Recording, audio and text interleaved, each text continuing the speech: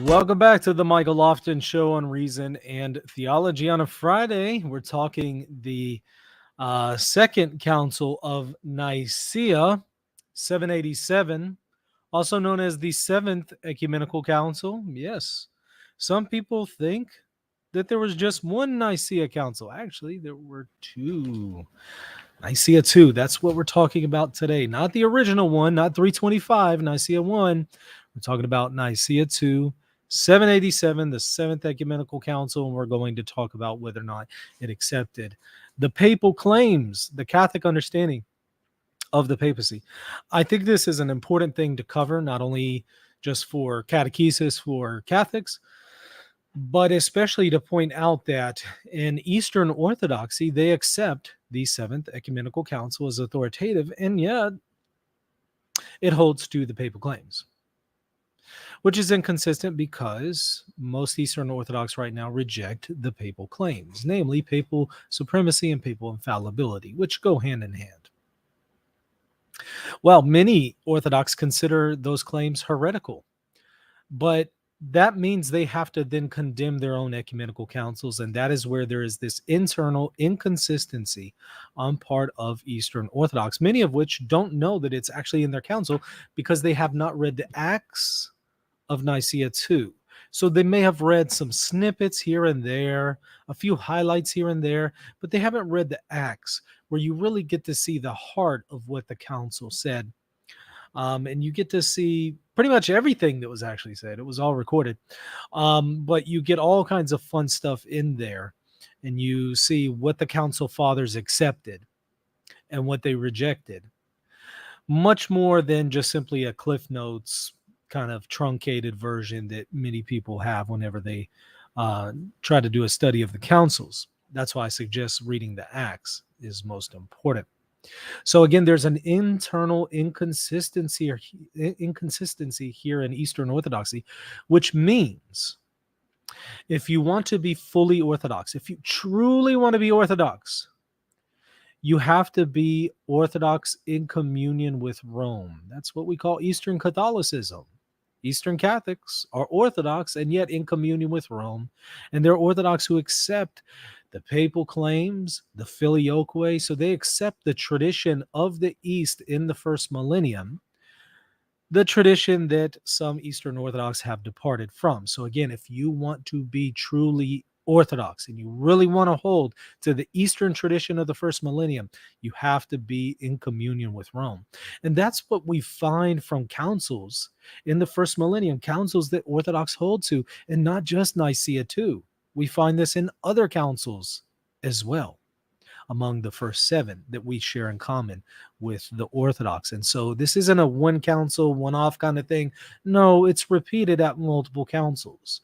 But really, all you need is just for one to affirm the papal claims for there to be an internal inconsistency here with Orthodoxy. But today, what I want to do is focus on Nicaea II, because in other streams I've focused on other councils. Let's take a look at Nicaea II, however. I'm going to share my screen, and we're going to read from Pope Hadrian's letter to Constantine and Irene, read out loud at the council. So the Pope did not attend the first seven ecumenical councils. The tradition is that he sent legates or representatives to represent him. And what happens is often the Pope would send a letter, maybe to the emperor, perhaps to the council, and it would be read out loud at the council. And we're going to read one of those papal letters, and this letter was then accepted by the council. They accepted it, they approved it, they endorsed it. So what you're going to read isn't just unique to what the Pope believed, it's also what the council fathers believed, because they explicitly accept and approve the letter and what's in it. So what does the letter say? Well, sharing my screen right now, and let's take a look at it together. Here's some snippets.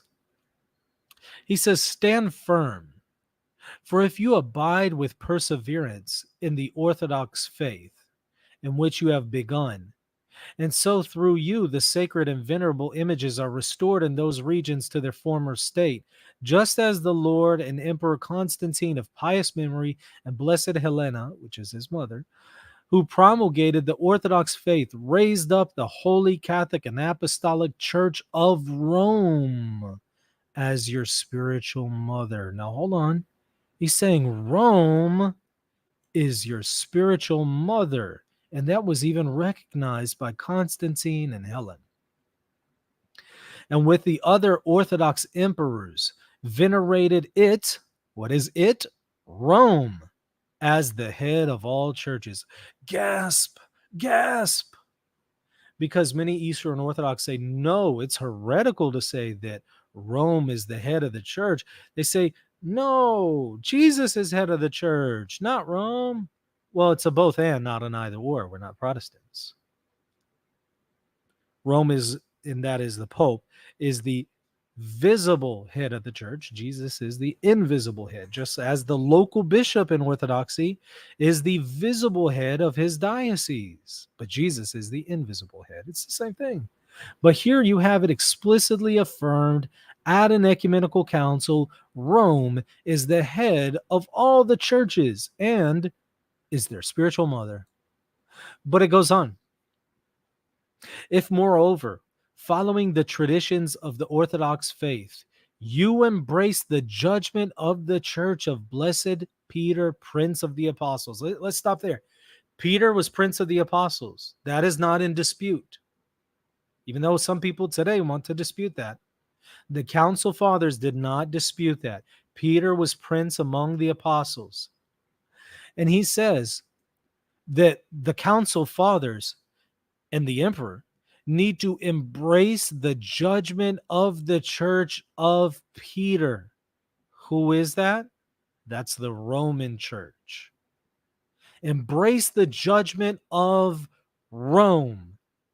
So Nicaea II isn't somehow to figure out what the faith is. Nicaea II as a council is there to embrace what Rome has already decided. And it goes on. And as the holy emperors and your predecessors did of old, so you too venerate it with honor and love his vicar from the depths of your heart. Or rather, if your rule granted by God follows their Orthodox faith in accordance with, notice how he describes, our holy Roman church, the Prince of the Apostles. Wait, hold on. I thought Peter was the Prince of the Apostles. Yes.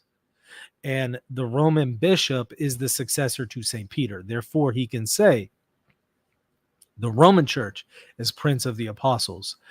Okay, but what does that mean? Well, he says, to whom was given by the emperor? By people? No. To whom was given by the Lord God the power to bind and loose sins in heaven and on earth.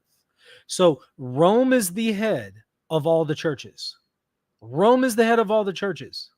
And Rome has been given not by councils, not by emperors, but by Jesus himself, the power to bind and loose universally, to govern the church universally. Why? Because that was given to Peter, the Prince of the Apostles, and the Roman church is in succession to Peter. So, in other words, Nicaea II, the Council Fathers there need to embrace what the Pope is teaching because he has the authority to decide on this matter and he can bind and loose. And they need to confirm and accept his teaching, his judgment. It goes on. It continues, for sacred authority reveals the marks of his, that is Peter's dignity, and how veneration should be paid to his supreme see. Who is his supreme see? Rome. Not Alexandria, not Antioch, Rome. And that veneration should be paid to the supreme see by all the faithful throughout the world. For the Lord appointed him, again, not an emperor, not a council, the Lord appointed him as key bearer of the kingdom of heaven to be prince over all. Jesus appointed Peter the bearer of the keys of the kingdom of heaven to be prince over all. Can we say that the bishops also exercise the power of the keys? Yes, but only through Peter, who has chiefly and supremely been given that task. And it says, and honors him with the privilege by which the keys of the kingdom were entrusted to him. For the blessed Peter, prince of the apostles, who was first to preside over the apostolic see, that's Rome, left the primacy of his apostolate and pastoral responsibility to his successors, that is in Rome. His responsibility, Peter's responsibility over the entire flock, that mission has been given to his successors in Rome, who are to sit in his most holy or most sacred see forever. Not until Eastern bishops say the Pope is in heresy, but forever. You see, there's an internal inconsistency here, because the Pope and the Council Fathers who accept this believed that the authority of Peter that was given to him by Jesus is exercised by the Roman bishops, and that Rome would exercise that forever. But there's an inconsistency here with Orthodoxy, because right now they're not in communion with Rome. Right now they want to say Rome is teaching heresy. Right now they're sitting in judgment of Rome. But the council said this would be something that would exist in Rome forever. And not new Rome, not Constantinople, old Rome. The context is very clear. So what is wrapped up in that? If the authority is always going to be among the Roman bishop, that also includes indefectibility in his teaching office, which the council right before that, the Sixth Ecumenical Council, taught. It taught papal infallibility. So you can't say, well, this has been taken away and given to Constantinople, or it just doesn't apply to today. No, that's not what the Council Fathers believed, because they believed this was a mandate and a commission by our Lord Jesus Christ. And how can his commission fail? It can't. It continues, though,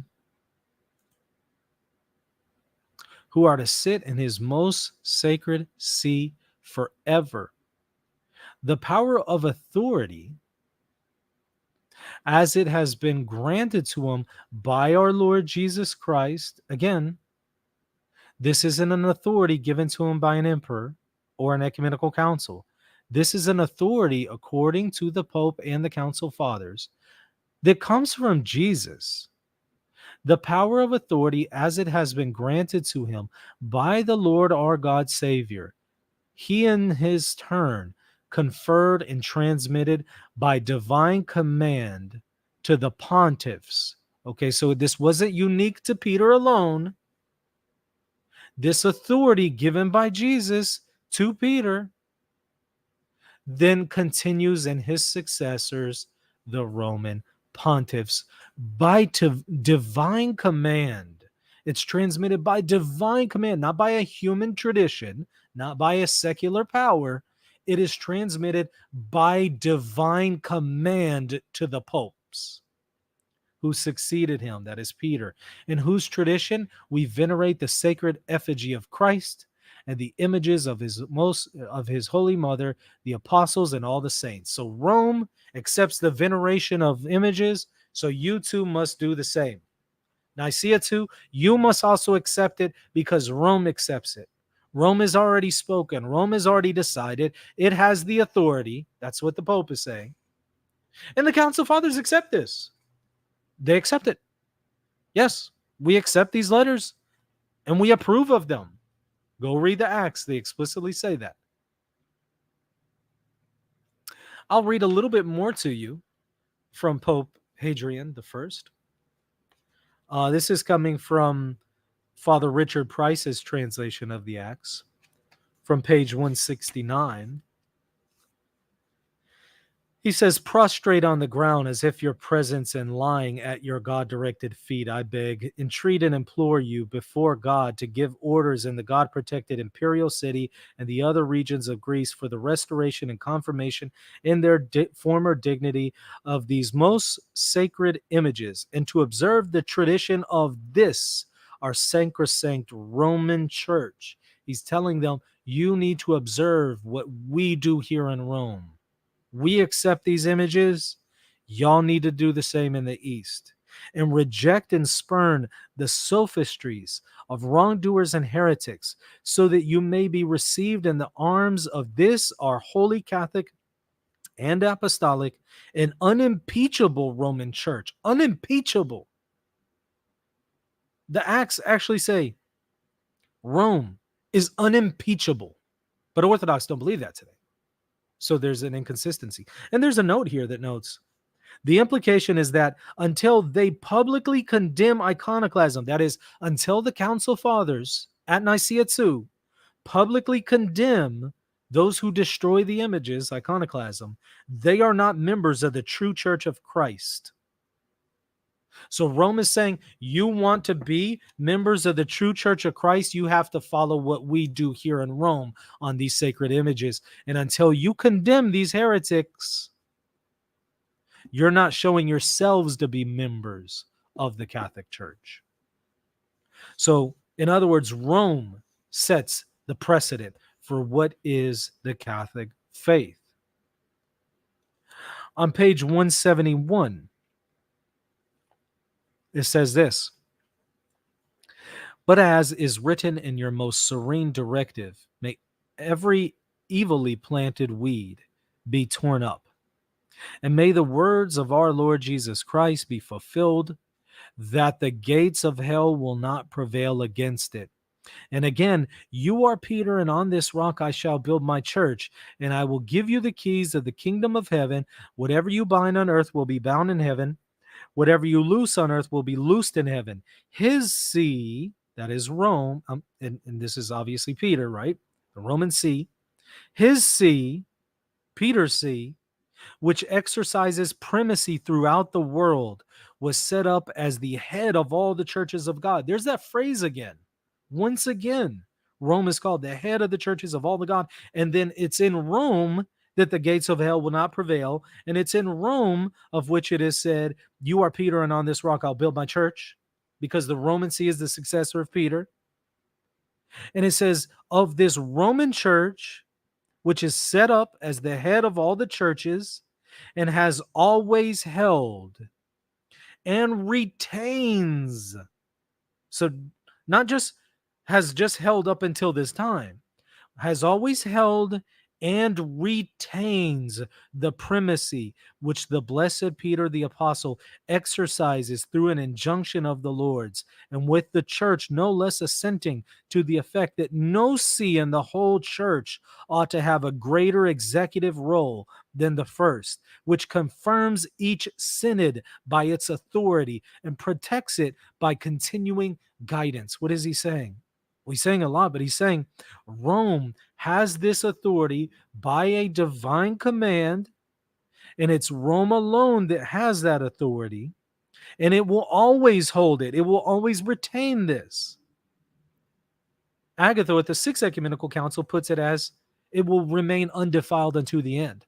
The problem is the Orthodox say, no, it has been defiled, and it no longer retains that primacy because they say the Pope is in heresy. But wait, your own council says that's impossible. It has always held and retains the primacy. And then it even wants to say that Rome is the one that confirms councils by its authority and protects the councils by its continuing guidance. So according to Nicaea II, you cannot have a universally binding council without Rome accepting it.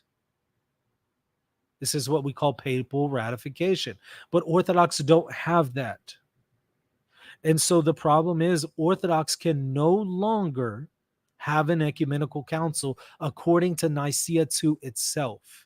And this isn't the only place that speaks of this, by the way. Nicaea II speaks about this elsewhere, confirming that you have to have the approbation of the Roman See, and that its approbation, as the one who is over all the other churches, protects each synod by its authority and continuing guidance. But without Rome approving of it, you don't have that protection. And therefore, you can't have an ecumenical council without Rome's acceptance. And then what's curious is you can see more in the actual council, continuing a few paragraphs later. The Pope is denouncing those who would claim to be universal in the church, such as the Patriarch of Constantinople. For if he is universal, he is recognized to have the primacy even over the church of our see. Now, hold on, that doesn't make sense, because Rome is saying over and over and over, we have the primacy over all the churches. We have that universal mission. So you can't be a bishop calling yourself universal, because that would then mean you're over the Roman church, and you are not, because Jesus says you're not. Because we're the successor of St. Peter, you're not. He says, which appears ridiculous to all faithful Christians. So it's absurd to say that one church is over the Roman See. He says that's absurd. Because in the whole world, the chief rank and power was given to the blessed apostle Peter by the Redeemer of the world himself. And through the same apostle whose place we unworthily hold, the Holy Catholic and Apostolic Roman Church holds the first rank and the authority of power. So this isn't just, the Roman Church makes some suggestions. It has authority and power now and forever. Not just now, not just up until this time, but forever. But see, Orthodox don't believe that. They don't believe their own council, because they say Rome no longer has that. But your own council says otherwise. And so that if anyone, which we believe not, has called him or assents to his being called universal, if any other bishop wants to be called ecumenical or universal, as Constantinople is doing, he says, let him know that he is estranged from the Orthodox faith. Yes, that is right there in Nicaea II. That Constantinople is not to call itself universal or ecumenical in the sense that it is supreme over the other churches. It might call itself ecumenical in another sense, but it can't call itself ecumenical in the sense that it's universal. That's condemned. Why? Because Rome has that authority. Rome has that privilege. Rome has that title, not Constantinople. He says, they're estranged from the Orthodox faith in a rebel against our Holy Catholic and Apostolic Church. It says they're a rebel. Now, I have a couple points to note here. The Council Fathers said they accepted the letters of Pope Hadrian and approved of them. So we have an internal inconsistency, a lot of them at this point, because a lot of claims were just made right there. And believe me, that's not the entire thing. That's just a snippet. So a lot of claims were made, clearly affirming the papal claims, the Catholic position, but Orthodox no longer believe them. But the fathers of Nicaea did. And they didn't believe that these claims could cease to be. So there's an internal problem here with Orthodoxy. They're holding to a council and a standard that they no longer back up and affirm when you actually get into the nitty-gritty of the council. And most Orthodox, again, don't know this because they don't actually go and read the Acts. There are a few who know, and they end up conceding, yeah, there's something to be said there. The papal claims were preached there. Others are in denial and will try to say, oh, no, that's not the authentic text. Well, here's the problem with that. Father Richard Price, outstanding scholar, interviewed him on the channel many times, who translated the Acts, who deals with the actual documents and reads the languages here, he says of this, he says, what I just read to you was the authentic reading of the Council Fathers that was read out loud to all the Council Fathers right then and there. It is the Latin version of the Council of Nicaea. It's the Latin version of the Acts, which was read out loud and immediately translated to the Council Fathers who were in attendance. So the Latin translation was immediately read to the council and translated on the spot for them. And it's the Latin text that preserves the original wording of what was read to the Council Fathers. He says, as Lamberts has shown in detail, the Latin Acts preserve the original wording of Hadrian's letter. And it is this that is translated here. So what we just read there is the authentic version actually read before the Council Fathers. There is a Greek translation. The Greek translation read out to the bishops is at times very free, often because of obscuring in the Latin. But some of its departures from the Latin are more significant and will be mentioned below. Their principal concern is to water down Hadrian's claims to supreme papal authority. Now, the original Greek that was read out loud to them, that was translated on the spot, didn't have a watered down version. But the Greek translation that we have now is watered down. What happened? Was it watered down right then and there at the council or even before the council? No. It was actually watered down decades later, perhaps under the time of Photius. What you heard right here and what you read right here from the Latin Acts preserves the original wording. And that is what the fathers actually heard and accepted and assented to. The Greek version that we currently have, again, free, obscures certain things, waters down the papal claims. But even then, even in the Greek version that we currently have, it still contains the papal claims. It is watered down, but it still contains them. So it doesn't entirely remove them. But let's just pretend for the moment that the Greek translation that was read out to the Council Fathers was itself truncated. What does that mean? That means that there was a deliberate attempt on part of the Greeks to obfuscate and to wash away what the Pope had said in his papal claims. That would then mean the Eastern Church and the fathers there aren't very reliable. And they're in communion with they know to be a person who is a heretic because he affirms the papal claims. If you receive this letter from the Pope and you say, okay, I don't want to read this out to the I don't want to read this out to the bishops. I'm gonna start to alter some of this stuff. Well, you know that the person who wrote that letter makes those claims about the papacy. And if you believe those were heretical, you know you're in communion with a heretic. And you're also being dishonest by watering them down. So does that really say anything reliable about you? No. So even if this somehow, the Greek version that we currently have today that is watered down, if that was somehow what the Council Fathers at that time received, then you have two problems. They were in communion with a known heretic. And number two, they're being dishonest.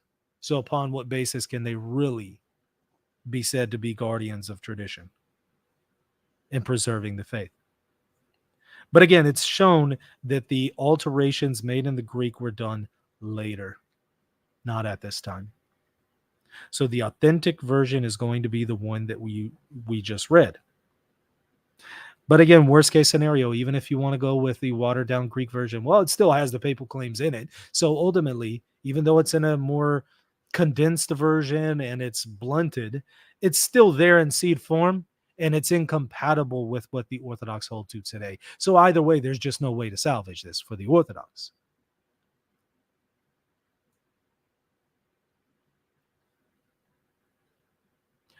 I will read to you from an Orthodox denier who didn't fully grapple with what we just read here. And here's his understanding. This is from Abba Gwit. He left the Catholic Church and became Orthodox and wrote a very, very polemical work against Catholicism. And here's what he says. The acts of the Seventh Ecumenical Council, like those of the preceding ones, clearly prove that the Bishop of Rome was only first in honor in the church. Now, can we take that seriously?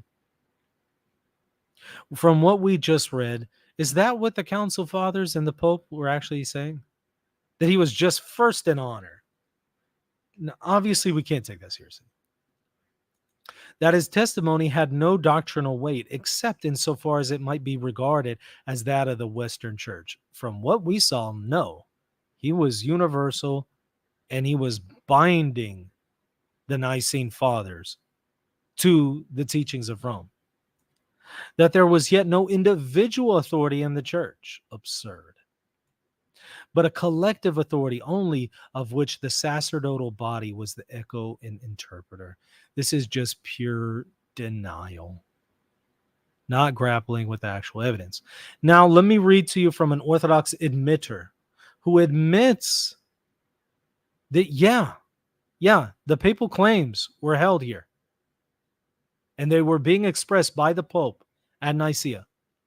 From an Orthodox priest and scholar, Father Laurent Kleinenwerk, who I've interviewed on the show.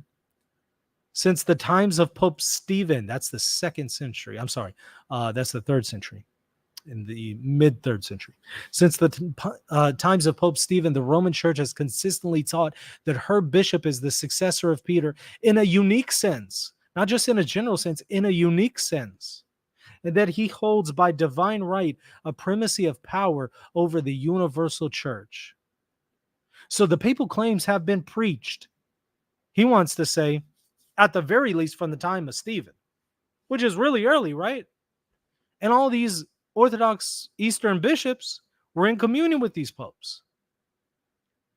In other words, Rome made no secret that her ecclesiology and concept of primacy were different from that of the East, as we've seen in the reaction of Pope Leo to the canons of Chalcedon.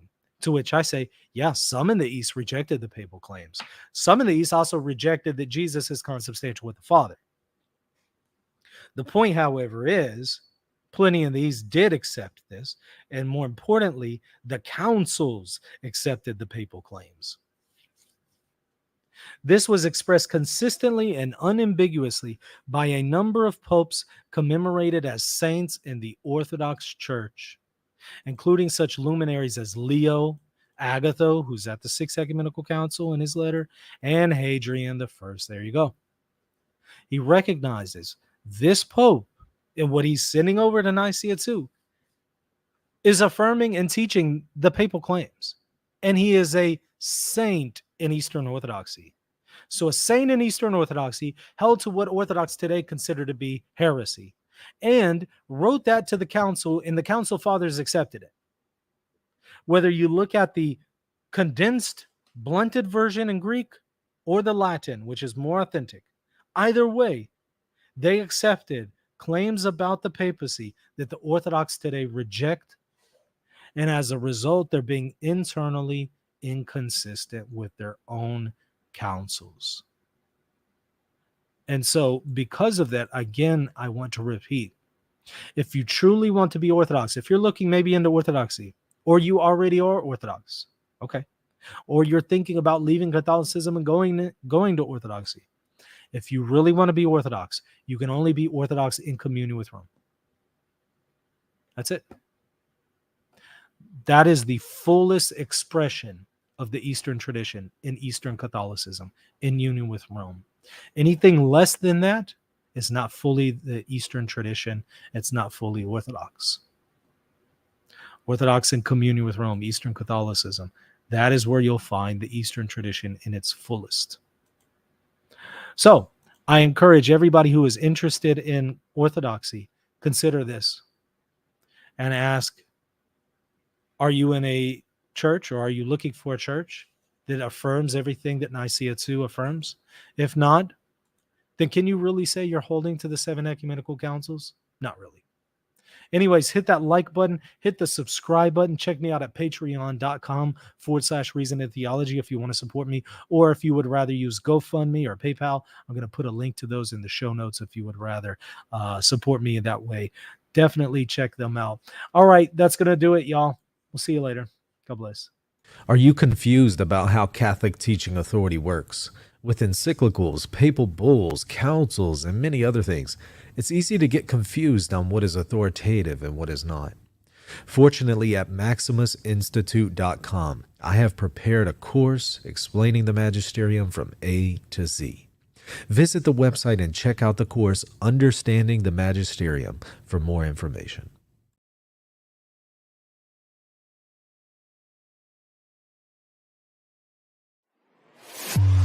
If you're looking to buy or sell a home, office, or any kind of property anywhere in the world, you're going to want to call Real Estate for Life, and they're going to connect you with a Catholic agent.